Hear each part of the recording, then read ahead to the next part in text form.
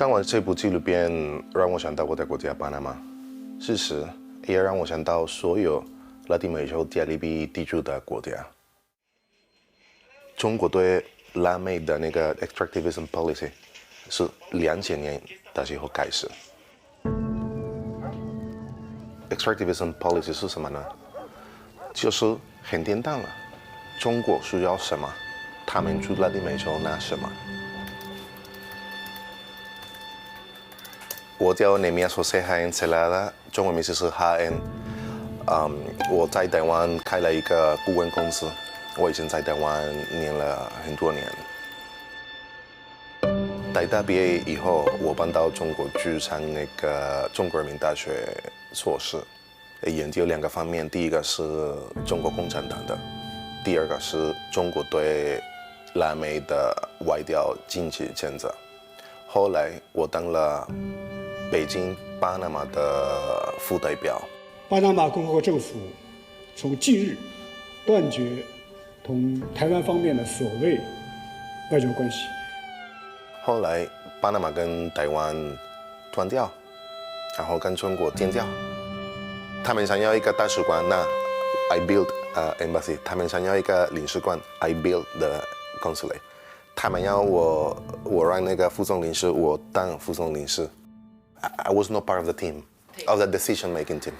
They will never ask me for that because they know my background. I studied in Taiwan with freedom of thinking, freedom of speech, freedom of writing, freedom of basically everything, right? 那就是为什么我巴拿马跟台湾断交，我什么都不知道。为什么？因为如果我知道的话，我会跟他们。巴拿马政府跟我没有说，因为中国政府跟他们说他们不能让我知道。They know that I really know China. So you are on the blacklist. Not for my government at the time, but for China for sure. 到现在。El reporte Global Times del Congreso, del 20º Congreso Nacional del Partido Comunista Chino. 6年以前，同样的人。他们会说赶快 free trade 要钱。到现在6年以后，他们说不行。为什么？现在巴拿马人民或者是那个 private business sector， 他们都不相信中国。¿Tienes sueño, verdad? Dale, pues como un poquito más y vamos a dormir. ¿Ok? 如果是在台湾做生意，或者是从台湾到印度亚太地区做生意，我觉得也是非常好的一个地方。为什么？台湾的天气非常好，台湾的生活费也比较低，比很多国家，日本、南韩就比较便宜了。因为我有小孩，所以我觉得我小孩住台湾是一个非常好的一个 experience。哇！ Most politicians and business people, Panama or from whatever country, they were always willing to sacrifice a lot of things for economic gain. Unfortunately, nowadays we have realized that by sacrificing so many things, we are also losing our democracy and our freedom and our human rights. So this is the point.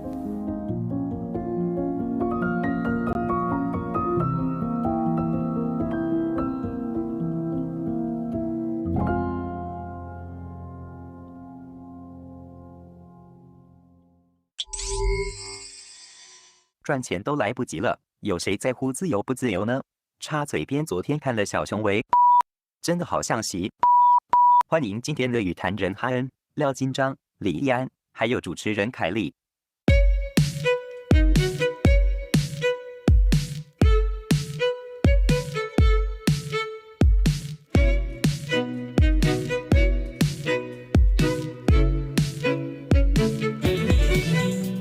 Welcome to the Think Night Show. This is Kylie. I'm the host for you for today. And we all just watched the film, The Stolen Country of Mine, that tells a story of what happened in a village in Ecuador and how villagers were trying to fight against the Chinese mining companies from exploiting their homeland. And the theme of today is, what are you willing to sacrifice to make money? We'll talk about our own priorities, over your value choices, and we'll talk about what happened in Latin America, how people have been shifting from probably more towards China till now maybe they have more concerns over China, and we'll talk about how that relates to the Taiwanese people. Of course, we have participants live here joining us today, and we also have important guests sitting next to me. I'd like to start with James. 各位大家好，大家好，我叫廖金漳了哈，我是一个在中国工作25年的所谓台商哈。那今年4月份呢，我算是论回台湾了哈，我用论了哈，我真的是跑回来的哈。因为我知道我再不回来，他们要抓我了哈。就说中国应该有很多台湾人不知道的地方，所以我希望因为我不打算再去中国了哈，所以我希望能够把这些东西传播给不知道真相的台湾人。好，谢谢 James 啊，相信大家对他的经历25年一定有很多的好奇。Now I like to invite Ha恩, sorry, to introduce herself for us. Good evening. My name is Nehemias Haen. I'm from Panama. I came to the Indo-Pacific 17 years ago in 2006. I'm a National Taiwan University political science graduate. After I finished college here, I moved to Beijing to do my master's in Chinese politics, where I became a sinologist and expert in the Chinese Communist Party and also the Chinese foreign policy towards Latin America mostly. By the time I was finishing my master's, I started working for the Panamanian government. At the time, in 2014-15, I became the deputy representative of Panama to China. We didn't have diplomatic relations with China. We had with ROC Taiwan, right? So I was deputy representative until 2017, when the Panamanian government decided to shift from Taipei to Beijing, establishing diplomatic relationships. And after that, I was transferred to Shanghai as a Vice Consul General of Panama. At the peak of the pandemic in 2020 November, I basically just decided to move back to Taiwan, where I have now my own consulting company. Thank you so much. Interesting experience. Thank you, Ha恩. And Ian? Hi, thank you, Kelly, and hi, everyone. My name is Ian Lee, and I'm a journalist based in Taiwan, mainly covering geopolitical and economic topics. And I was in Solomon Islands back in 2019 when this Pacific country switched diplomatic ties from Taiwan to China. So I was very curious because this country is one of the very few that you see people took to the street and outspokenly opposed the government's decision for this diplomatic switch. So I took the trip to fly to the Solomon Islands and witnessed how the Chinese influence and the money pouring in are affecting and are causing this diplomatic shift. So let's start with the film first, okay? So we all saw the film. We have seen the Chinese government has been using its economic power through the Belt and Road Initiative to enter different countries like Ecuador and also many other countries. And they provide you also always the loan, right? This is a really similar formula. They give you the loan and the country can pay back with maybe their oil, their mining rights. And sometimes people will start to talk about this is probably a debt trap set up by the Chinese government, or the local people never get any benefit. And of course, we can talk a lot about that, but I would love to know, so what's going on? So what happened? Maybe we can start with Ha恩. So what's happening in Panama? At the time, the decision was, I considered the decision like a wrong one at that time because we have a lot of interest in the Asia-Pacific region, mostly with Japan, South Korea, and so on. But we know what was going on at that time in the Indo-Pacific. China had a territorial dispute, had and still having the territorial dispute with Japan, which is our main ally in the region, also with southeastern Tonangya countries, like Southeast Asian countries, like Philippines, Vietnam, and so on. But I guess the decision was very personal, was not really based on the country's interests, the global ones, the regional one, the intra-regional one. So the decision was made based on a personal perspective, but a few years passed, and there is basically nothing happening between Panama and China. I mean, a lot of things, they have been happening for the last 30, 40 years, but for the reasons they said, it was necessary to establish diplomatic relations. Basically, nowadays, we haven't seen any specific gain based on that decision.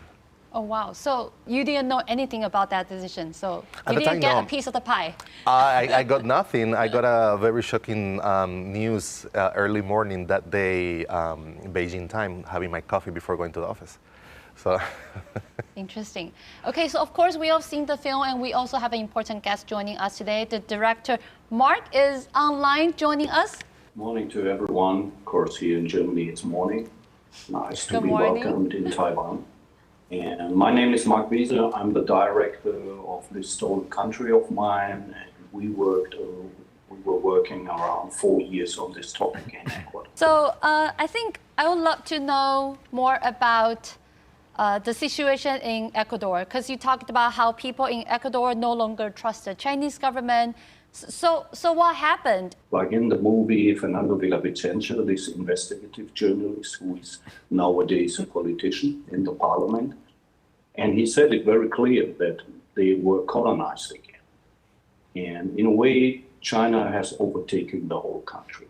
So, and of course, I mean, to receive loans is no bad thing. That's not the point.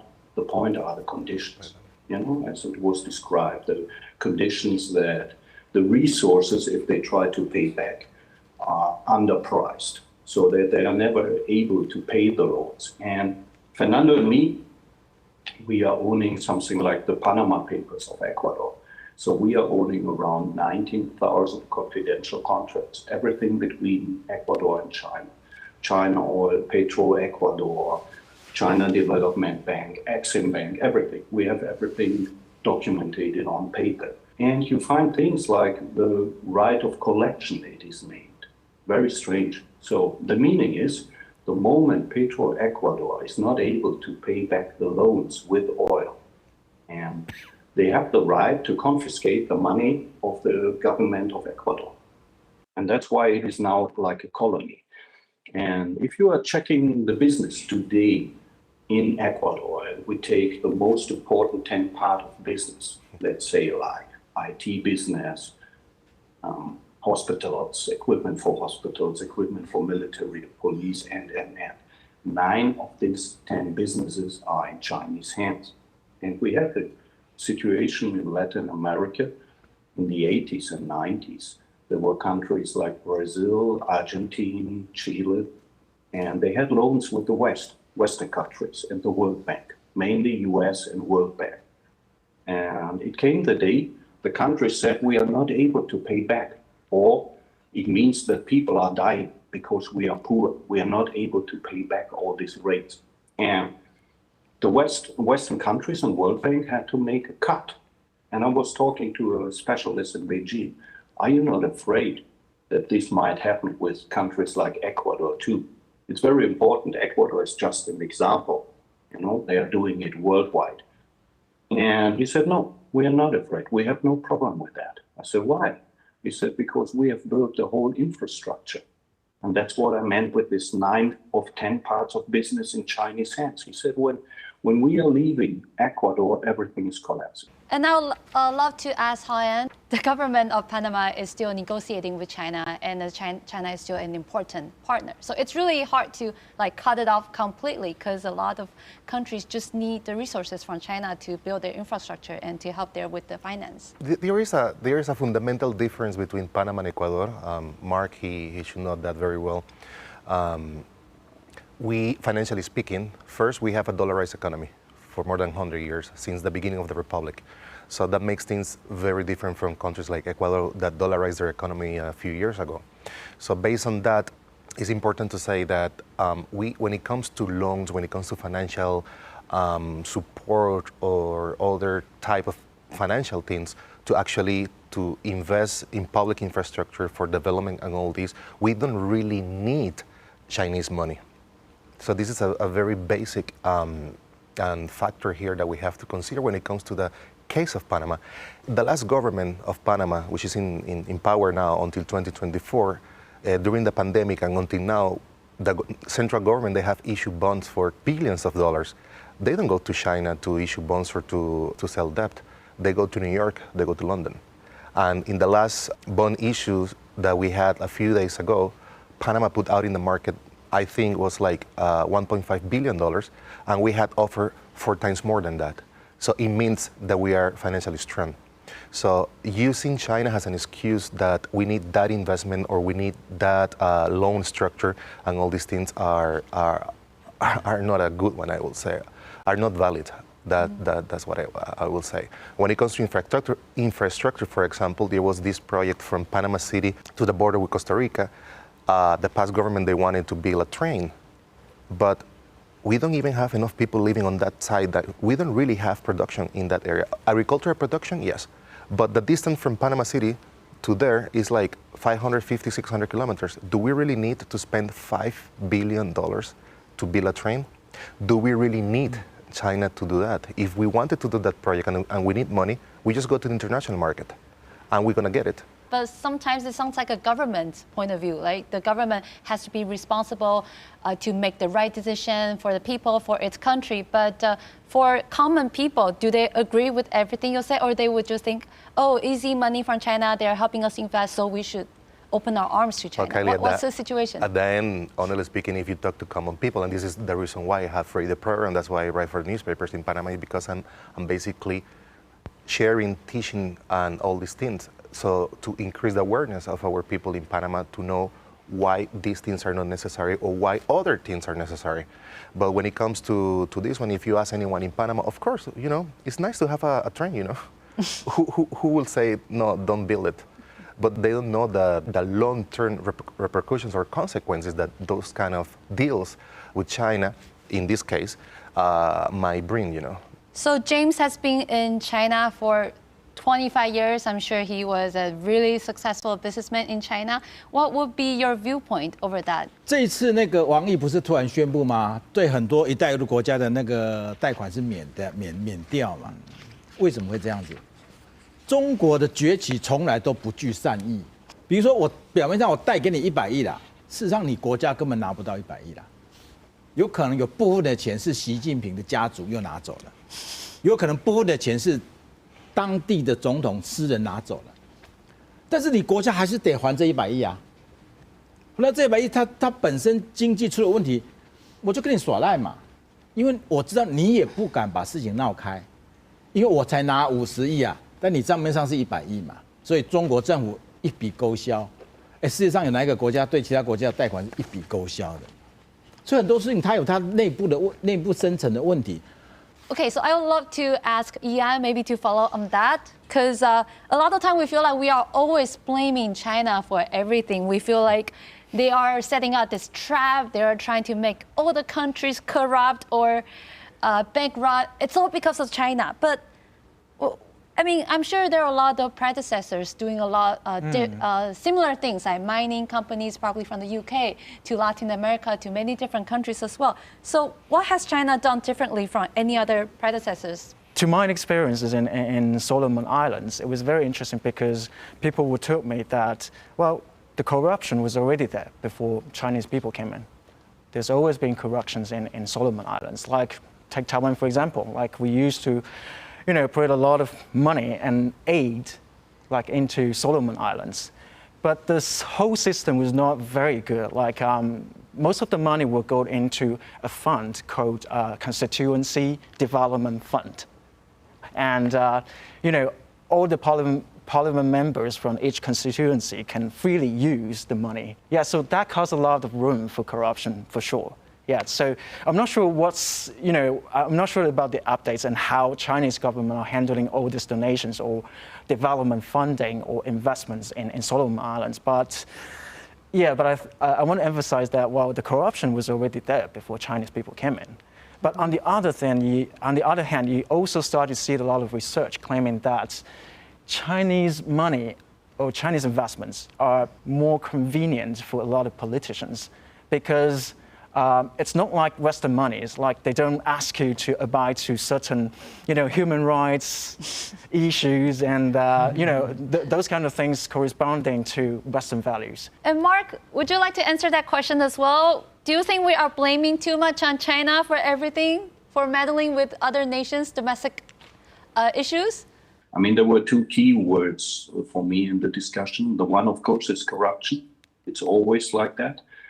And the other one is middleman. And for example, in Ecuador, they have built up a middleman who became, with the first $1 billion loan, he became the chief of Petro-Ecuador.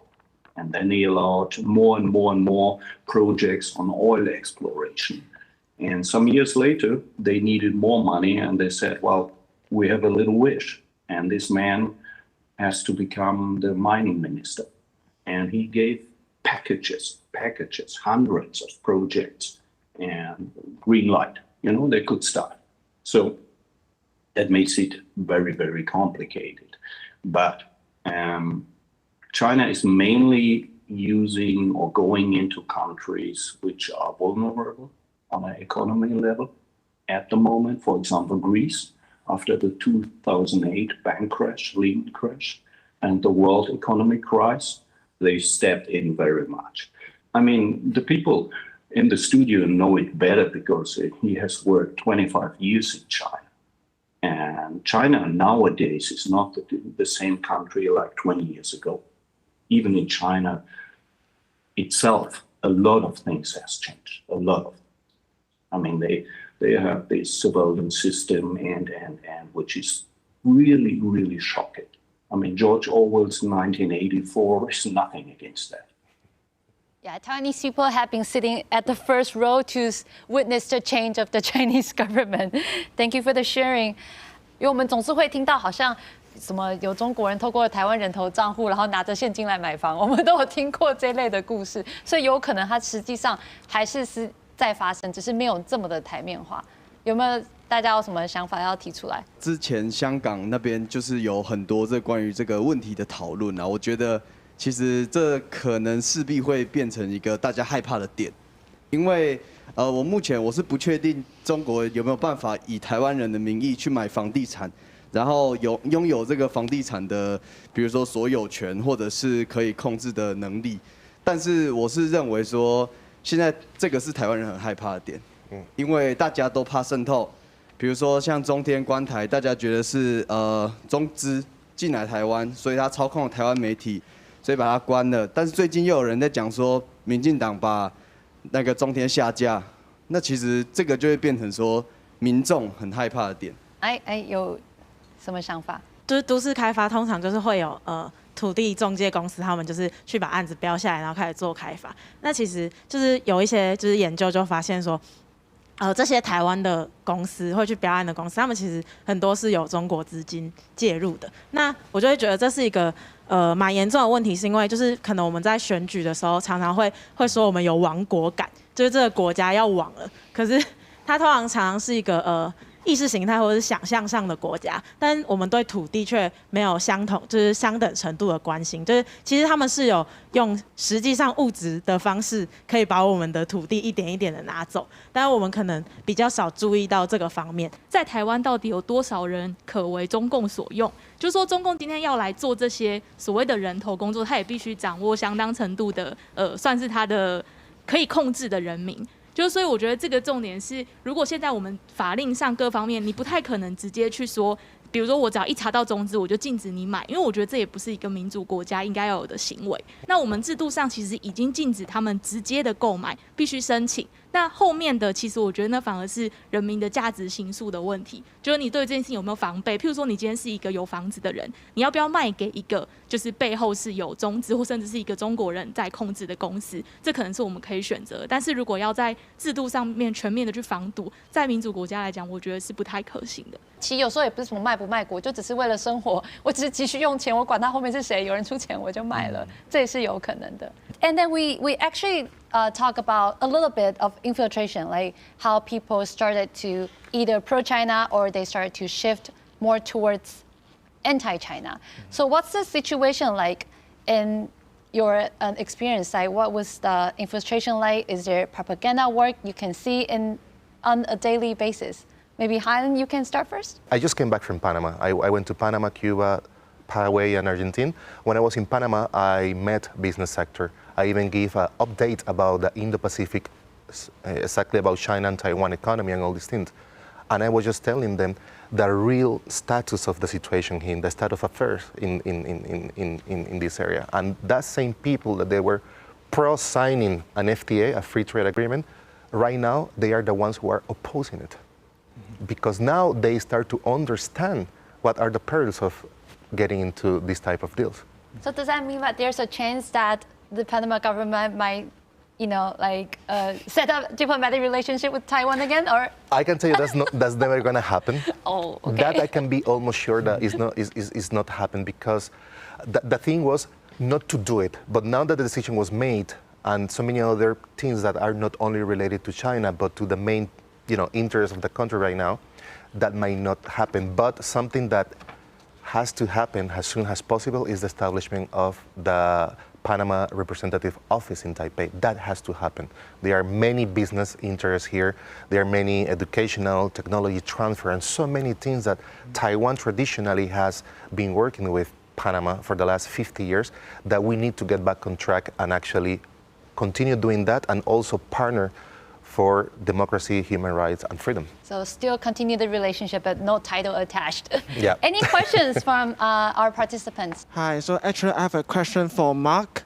As we can see in the documentary, the protesters in the village or in Ecuador, actually they care a lot about their water resources and also their linkage with their land and their homeland.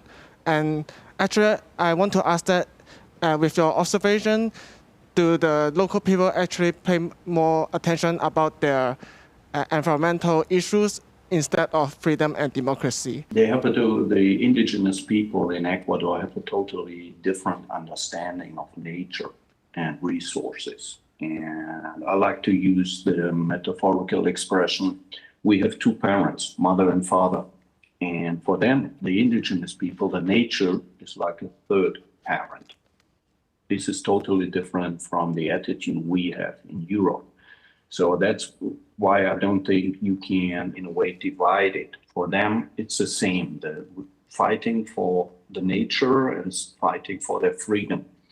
And let me tell you, I mean, it was very inspiring and convincing, because they really live it. When they say, we are ready to pay the price. I witnessed a couple, and they had two little girls, 6 and 8 years old. And the couple was discussing who will participate the resistance. And the sense behind was because the person might be killed, and the other one has to take care of the children.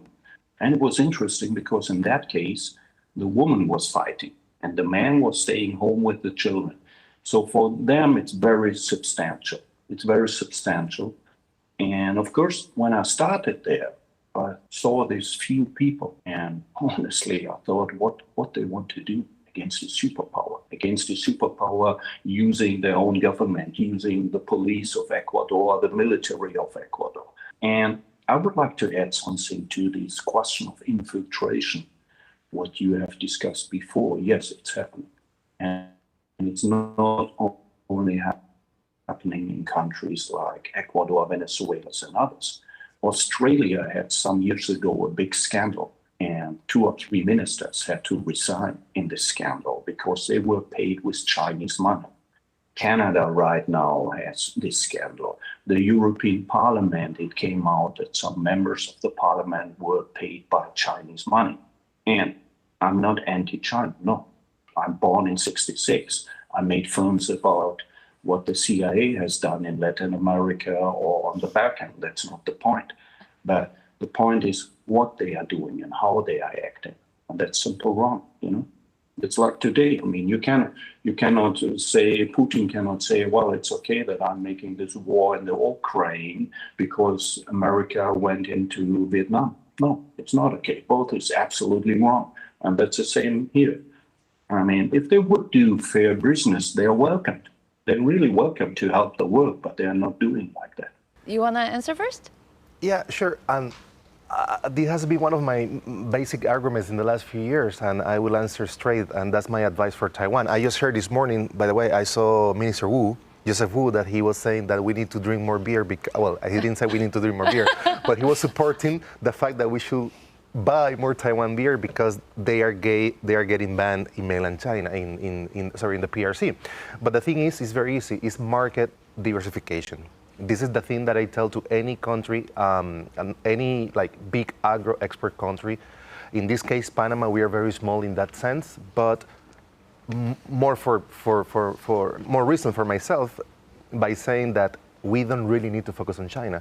Now, Taiwan, you have very specific export offer. How many countries are there out in the world? I mean, that's a question that I ask you, but I ask this question just to raise your awareness that outside of, PRC, there is another world. Mm-hmm. And this is exactly what Taiwanese business people have to do. That is convenient, more convenient to do business with China because of the cultural relation and the language, sure. But since when language should still be an issue for Taiwan talk to the world? So you are responsible, you are very young. So this is your responsibility as Taiwanese citizen, as a political leader, as a business leader, is to work harder for that market diversification and stop relying or depending on China. Thank 我可以 you. 回答吗？请。都说我们出口42%到中国了哈，这个很大的数额哦，2000多亿哦，2500多亿美金哦。你到中国的超市，到中国的市场，到中国的市面上有没有看到台湾的商品？你绝对看不到了，没有，根本就没有进口嘛，是吧？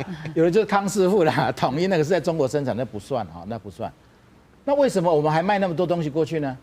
全部都是芯片嘛，原料零件嘛。台商只占中国企业的3%的规模啦，但是帮他创造了45%的外汇啦。有没有其他问题 ？Any other questions？ 目前台湾政府的一些经济政策，不管是希望他回来，或者是希望他可以朝这个东南亚做发展，不知道说就廖先生您的观察，这些企业它是不是会有这样子的一个转移的一个动向？小型的企业基本上在这些年的那种很多问题的情况下，大部分小型企业大概是倒光了哈。就不要以为台湾人在中国赚很多钱啊，其实亏本的居多。那中国现在遇到这种状态，我说的中等收入陷阱嘛，修斯底的陷阱，这是同时到来的哈，它是没有能力解决的。很多人搞不清楚富士康这些事情为什么呢？中央是要共同富裕，要把你富士康赶走，但是地方政府坚决不能，因为富士康一走，郑州的70%的 GDP 就完了。你70%的 GDP 完的时候，你地方政府，你书记跟市长是有事的啊。共产党不会说，哎呀，是因为我让你共同富裕的，所以这个你的 GDP 降下来啊，你没事，还是一样照砍头就砍头。台商在中国，我不知道为什么他们还没走啦，应该是还没走，不是不走，因为走真的没有那么容易啊。这就像说我这个小商人到今年3月份上海封控，我就觉得这个再不走就没有机会，因为他连上海都能封了，他就不在乎了。从来没有一个国家的领袖是不在乎这个国家经济的这个叫叹为观止。我跟你讲，所以我认为这个国家没救了，所以我工厂丢下了，我不要，我就回来了。Okay, I'm sure a lot of people have like a lot of ideas and perspective on that. Let's pull out your cell phone. 我们把手机拿出来. Let's do some Slido games, so we can see how you prioritize different values. So a lot of Taiwanese artists who work in China, they openly express how much they love China, how much they see China as their motherland. So what would you think about that? 你的看法是什么？我爱你中国啊，我的祖国是中国。OK, money, money, money. 好自为之，这是什么意思呢？傻眼。好自为之啦。好自为之，谢谢。中国人的话，中国人讲。好自为之 ，God bless you. 我不喜欢，但尊重。I don't like it, but I respect what they choose. And good luck, because it's no longer easy money in China anymore. Or maybe their agency help them do it or force them do it.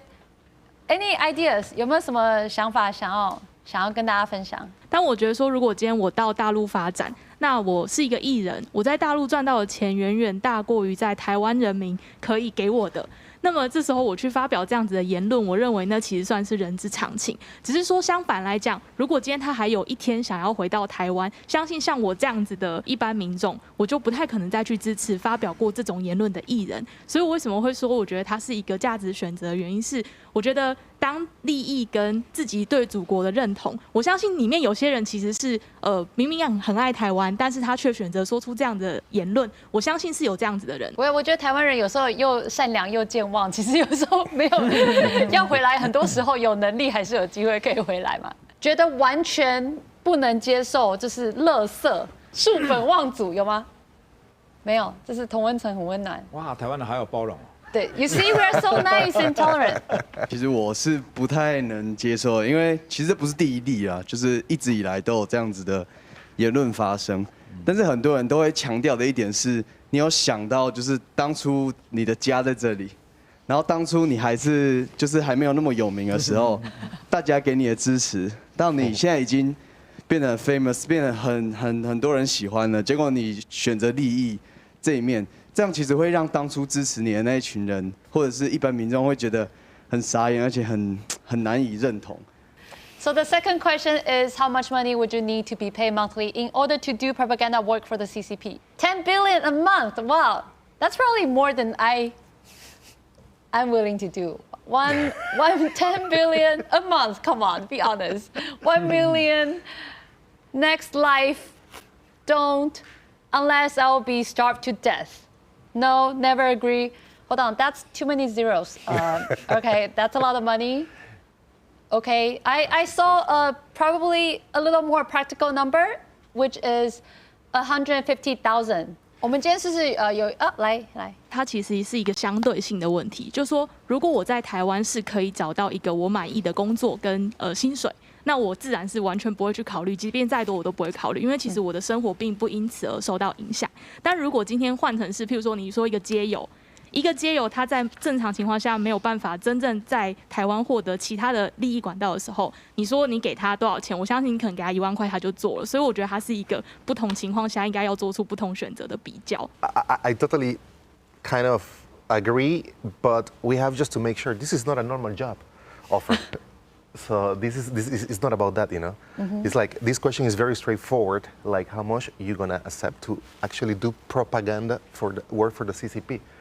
This is terrible. That includes intelligence, espionage, and so many other things. This is not a normal job. This is not like X brand from China offering you a job to be the marketing director of the company there. No, that's totally different. We have to be very careful when it comes to this. Agree, I agree. 其实是要很小心的 because this is propaganda work. Probably a little more than I love China and I get, 10 billion a month. If I only need to say I love China 10 billion a month, probably I'll do it. But more than that, we probably And need let's to don't forget, if a Taiwanese person does this kind of job, this is considered an espionage. In the Espionage Act, Intelligence Act, this is a crime. This is a felony here in Taiwan. You go to prison. Marc, do you have any ideas?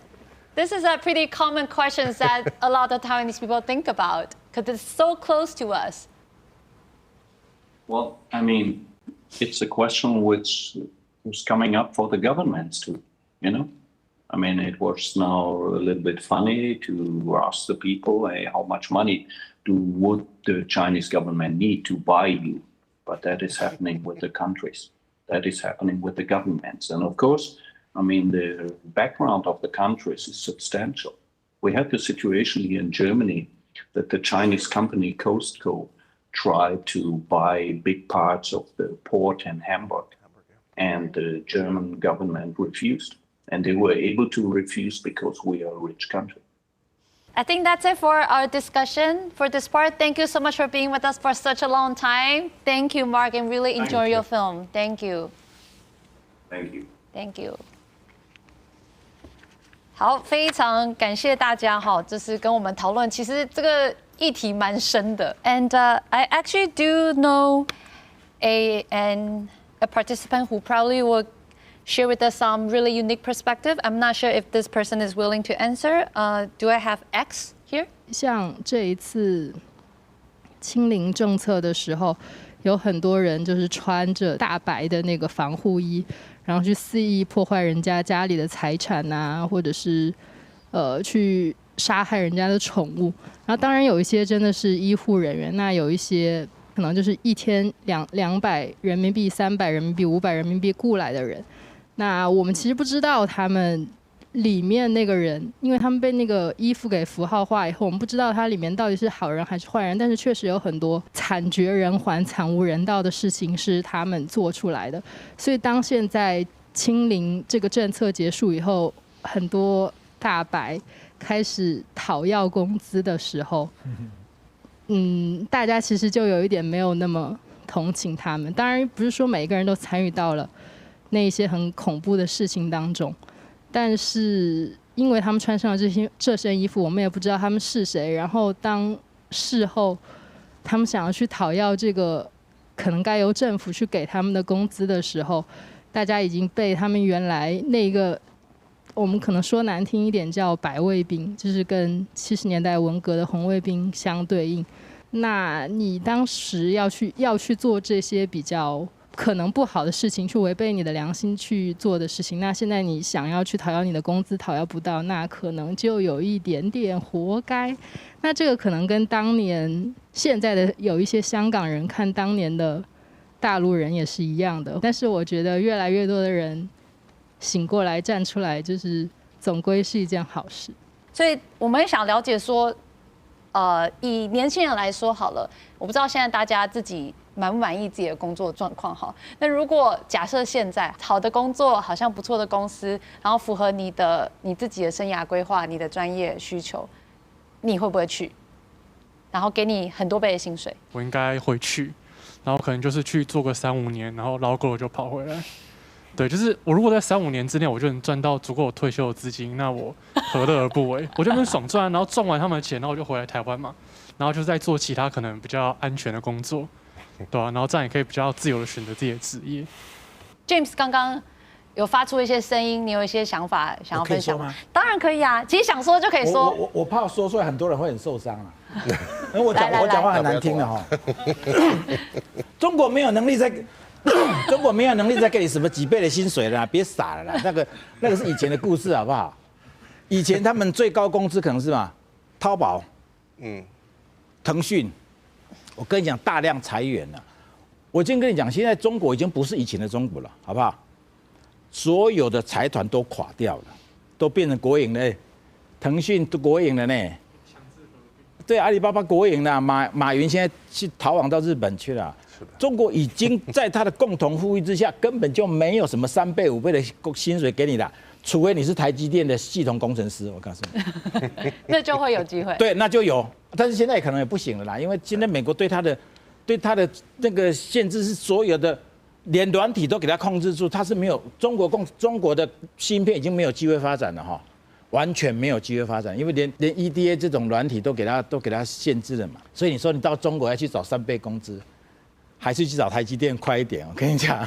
那这样好了，我觉得我换个角度问，我问易安好了，因为你是做媒体的，其实我访问过非常多这个外媒，大家很多都被赶出中国了，可是他们都很想要再回去，即使大家都知道那里没有新闻自由，可是你就会觉得在那里你可以看到第一手中国的状况，然后这是很重要的，所以。你自己怎么看？确实，对于一个记者来说，如果你没有办法到第一现场，其实采访起来真的就是非常困难。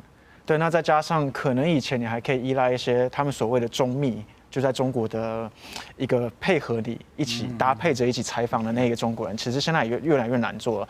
可能中国的民众听到你问说你要采访，他就会先问你说，那你是哪一家媒体？那一听到你是外媒，他可能就会直接拒绝访问。如果是外媒记者，他很明显一看就知道是外国人，那这个时候就很容易被连结上所谓的境外势力，他就会觉得你是要来反华，你要做一些反华的宣传。对，所以我觉得那个困难是来自于2个，一个是你一方面你在中国，就中国现在的那个整个局势、整个社会气氛对外媒是非常不友善的。但另外一个是，就是中国政府它其实也会不太愿意发签证给这些外国记者。像我认识一些记者，他就是可能在台湾等签证已经等了2年，但到后来还是等不到，所以就决定就干脆离开。对，所以前阵子去年应该说前年吧，就是刚开始中美开始在角力的时候，有一些外媒记者来到了台湾。对，然后你可以看到那个时候，其实我们的外交部有一些宣传嘛，因为这个确实好像这是一件可以有趣的事情一个现象，但很多这些记者其实后来等不到签证就又离开台湾了。但我觉得那个整体的趋势是，现在在中国做媒体做新闻，确实是越来越困难的一件事情。At least he mentioned for journalists, right? Moving to Taiwan and all this, I wish that a lot of that people like doing business, they will actually be aware that. It wouldn't be bad to move actually to Taipei to continue doing business with China. This is one of the things that I advise being here, right? But yeah, when it comes to that, many people have left. And the one who's still there, they have told me that I've been very wise and smart to actually leave. At the right time. Right. Just about right. 中国实在是影响太巨大了，所以我们对中国情节是很纠结的。那最后我要问这个来宾，请用一句话总结，就是有什么事情是再多钱也没有办法牺牲的？心里有没有一把尺？先 James 最后回答好了，来，我先问，我先讲我自己好了。老实说，我自己蛮悲观的，我觉得什么东西都可以用钱买，但是那个钱可能可以巨大到是完全不符合市场价值的。对我来说是这样。那如果我自己可以开一个超高的价钱，那代表我很幸运，因为我自己很满意我现在的生活，然后我有选择。可是很多人可能不一定有这个选择，这样。那易安呢？自由吧，各种自由。就是我之所以会选择作为一个记者，其实也是因为他的工作形态相对来说比较自由，你不需要在办公室，不需要上下班打卡这样子。所以对我来说，自由其实是最重要的一件事情。但如果你衍生来讲，引申出来讲的话，其实各式各样的自由都是我觉得我会非常珍视的东西。对它对我来说，可能是你可能再给我再多钱，我可能都会想要考虑一下。会不会愿意买？但是还是得看那个金额到底大到多少。最后还是可以买，但是金额可能会超高，有可能。对，可能是一个我自己觉得不太可能买得走我的自由了，因为我就是可以为了这件事情而放弃很多职涯的选择。我就是想要就最后成为一个记者，其实就是因为这个根本原因。对啊。了解。哈恩呢？ I think in my particular case, I got very much influenced by Taiwanese education. I went to Taita, so I was with the greatest mind of this country, teaching me, and something that I got, again, my particular experience, something that the best I got from Taiwan was this sense of citizenship, the citizen responsibility and duty for a country. So that's why for me, I do three things in life. Whether I'm gonna work for the government, hopefully only for the foreign service, because that's what I like. Whether I'm gonna teach. I'm currently also doing my PhD at Taita in political science. I don't know when I'm gonna finish. I have another 7 years to finish, so I have time. And the third thing that I do, this is what I'm doing now in the private, I basically consult. And I consult in very specific things in which I take all these things within my advices, politics, geopolitics, economics, investment, and all these things. So for me, it's not about money. I do what I actually love to do. And how I feel actually free to do it. Because in my case, if I would have stayed in China, I'm pretty sure I wouldn't be worried about so many things financially and all this stuff, because I know what I could have done there. And I made a choice. I look for my family, for myself, and not for money. That's why I moved back to Taiwan. I'm here. 我本来要讲自由，结果被他抢走了，应该再往下走。你一定还有别的答案。好，有别的答案哈。慈悲，今天要把我们的遭遇告诉你，去那里不是你想象这样，所有的不公不义在中国都会发生，在你身边就会发生不公不义的事哦。你要不要出手？我问你。所以你觉得这个是没有办法花钱买的？对，就是这个人性这部分。我怎么花钱买？明明在我身边发现不公不义的事，我要不要出手？我一出手，搞不好公安就把我抓走了，但是我看不过去啊！我们台湾人怎么看得过去这种不公不义的事呢？这个东西我绝对买不到，因为这个心里太难受了，太不舒服了。所以我觉得今天听了这么多，其实最珍贵的就是可以这样公共讨论议题的空间，让大家可以自由的发挥自己的想法，然后去想说，那我要做什么样的决定跟价值选择。那今天非常感谢大家陪我们这么长一段时间，那希望大家之后有机会可以再来公视主题的这些秀，谢谢。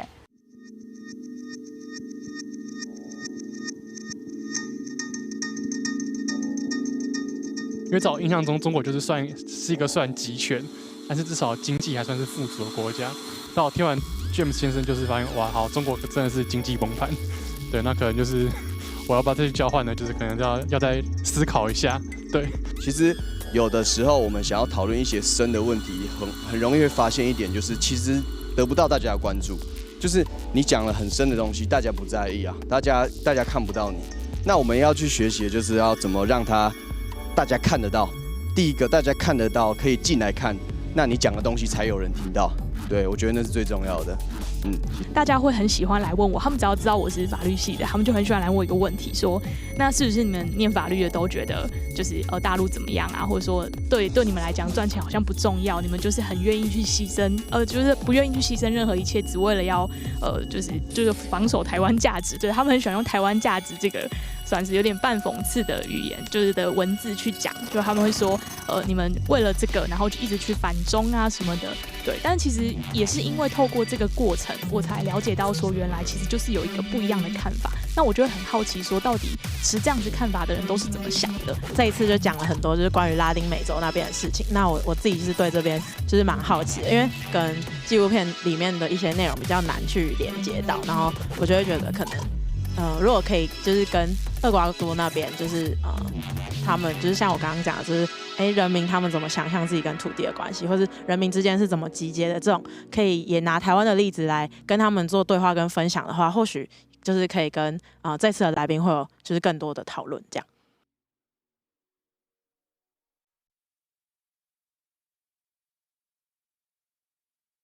You look down to me and say, "Did you know that your grandparents killed my grandparents?"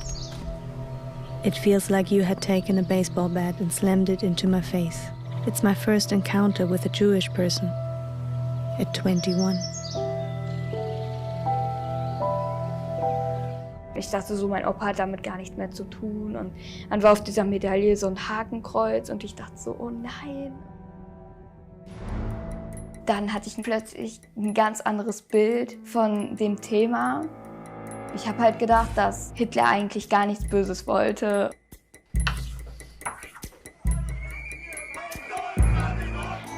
Warum blond und blauäugig? Weiß nicht. Schämen sich die Deutschen heutzutage zu Hitler? 周五晚间10点，公视主题之夜秀，历史不下课。